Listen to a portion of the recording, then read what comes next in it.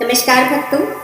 आज फिर भक्ति सागर ब्लॉग्स आपके लिए हाजिर है एक और नई कथा के साथ। कभी सोचा है कि एक गरीब लकड़हारा जो दिन रात मेहनत करके 2 वक्त की रोटी जुटाता था, एक दिन ऐसा क्या हुआ कि उसकी दरिद्रता समाप्त हो गई और राजा तक उसका सम्मान करने लगा।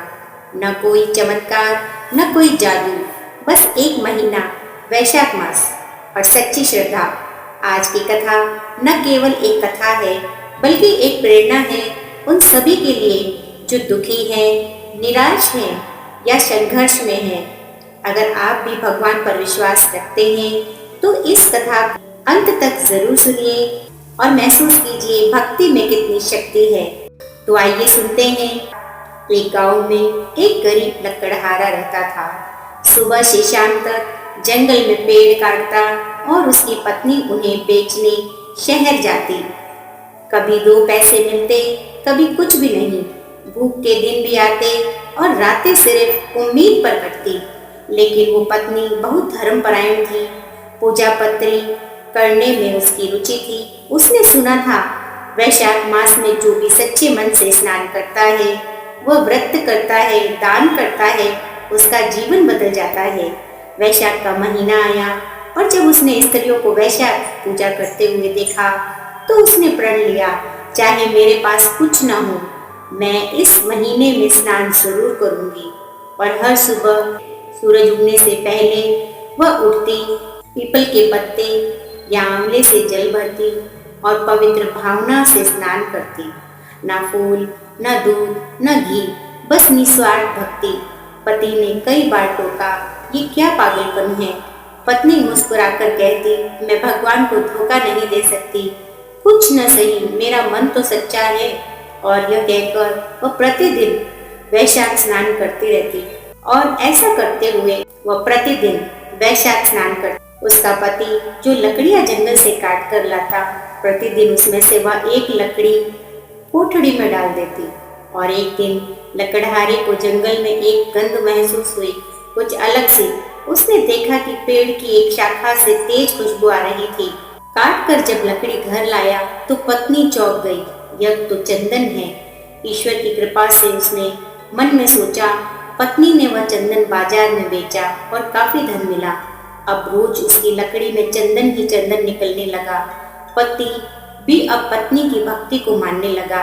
राजा के गुप्तचर ने जब ये चंदन बाजार में देखा तो हैरान रह गया। इतनी सुगंध, इतना शुद्ध चंदन कहाँ से आया।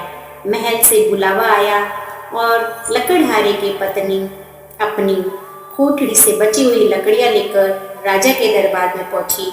माथे पर सिंदूर, बदन पर साड़ी। राज दरबार में राजा ने पूछा, क्या कोई गुप्त धन मिला है। उस स्त्री ने सिर झुकाकर कहा, नहीं महाराज, यह सब मेरी वैशाख मास की श्रद्धा है।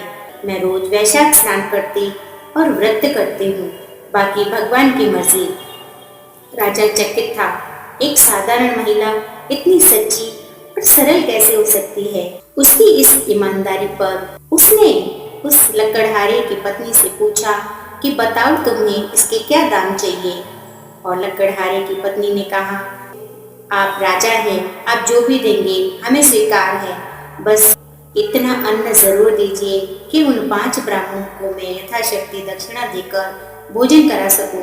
इससे अधिक कुछ नहीं चाहिए। राजा ने उसकी ईमानदारी को देखते हुए उससे सोने की मुद्राएं दी, वस्त्र दिए, आदेश दिया, 5 ब्राह्मणों को जमाने जितना अन्न दान दिया और कहा कि यह स्त्री और इसका परिवार मेरे लिए विशेष अतिथि माने जाएंगे। गांव लौटते समय उस स्त्री की आंखों में आंसू थे। हे प्रभु, आपने मेरी भक्ति को व्यर्थ नहीं जाने दिया। और उस दिन से पूरे गांव में एक ही चर्चा थी, जो श्रद्धा से वैशाख मास में सेवा करे उसका दुर्भाग्य भी सौभाग्य में बन जाता है। और वो घर आई, उसने 5 ब्राह्मणों को भोजन करवाया, यथाशक्ति दान दक्षिणा दी। ब्राह्मणों ने भी उसे खूब आशीर्वाद दिया। उस दिन उसके पति की लकड़ियां नहीं बिकी, इसीलिए उसे आने में देर हो गई। लेकिन जब वह आया और उसने झोपड़ी की जगह महल देखा तो पड़ोसन उससे कहने लगी कि तुम तो लकड़ी बेचने जाओ और तुम्हारी पत्नी पूजा पत्री और ब्राह्मण भोजन पता नहीं क्या क्या करे। और वह ये सुनकर आग बबूला हो गया। घर पर जाकर पत्नी पहुंचका और उससे पूछा कि इतना धन कहाँ से लाई, क्या तुमने कोई चोरी की? उसने कहा कि नहीं, ये तो हमारी वैशाख माता की कृपा है, जिसकी प्रताप से हमारी लकड़ियाँ चंदन की हो गई और राजा जी को वो लकड़ियाँ बहुत पसंद आई। उनके बदले में उन्होंने हमें सोने की मुद्राएं, अन्न, वस्त्र दान किए। अपने खास अतिथि की जगह हमें रखा। और पत्नी की ये बातें सुनकर पति को विश्वास हो आया। दोनों पति पत्नी साथ बैठकर भोजन करने लगे और हंसी खुशी अपना परिवार चलाने लगे। ये कहानी कोई कल्पना नहीं, यह शास्त्रों में वर्णित सत्य है, क्योंकि वैशाख मास को स्वयं श्री हरि विष्णु ने कहा है, जो इस महीने में स्नान करता है, व्रत करता है, वह मेरे धाम को प्राप्त करता है। अगर एक साधारण गृहिणी ऐसा कर सकती है तो आप और हम क्यों नहीं? धर्म कभी साधन नहीं देखता, वो भावनाएं देखता है, और सच्ची भावना कभी खाली नहीं जाती। तो बोलिए वैशाख माता की जय। अगर इस सच्ची कथा ने आपके दिल को छुआ हो तो कमेंट बॉक्स में हर हर गंगे अवश्य लिखिए।